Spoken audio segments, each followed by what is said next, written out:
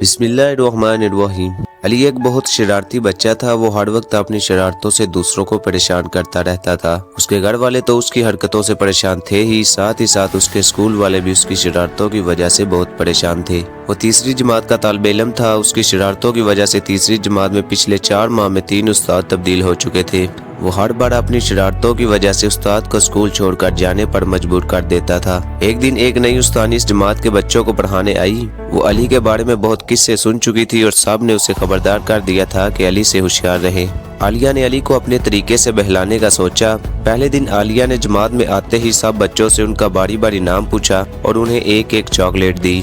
जब अली की बारी आई तो आलिया ने अली की तारीफ करते हुए कहा, आपका नाम बहुत प्यारा है अली, आप बहुत अच्छे बच्चे हो। आज से आप इस जमात के मॉनिटर हो और आज से आप इस जमात को लीड करोगे, सबको चुप करवाओगे, उनके होमवर्क मुझे ला कर दोगे। आलिया की बातें सुनकर अली बहुत हैरान हुआ कि आज तक किसी ने इससे प्यार से बात नहीं की। सब ने उसे डांटा मगर मिस आलिया ने आज मुझे इस क्लास का मॉनिटर बना दिया। उस दिन के बाद अली ने आलिया का भरोसा नहीं तोड़ा और एक अच्छा बच्चा बन गया। वो खुद रोज होमवर्क भी करके आने लगा और शरारतें करना भी छोड़ दी। दोस्तों, हमें हर एक के साथ प्यार से पेश आना चाहिए। बच्चों को डांटने और मारने से वो मजीद बागी हो जाते हैं, जबकि प्यार और मोहब्बत से बच्चों को बहुत आसानी से बहलाया जा सकता है। जैसे आलिया ने बहुत समझदारी से अली को एक बच्चा बनाया, ऐसे ही हम भी अपने रवैये से दूसरों को सीधे रास्ते पर ला सकते हैं।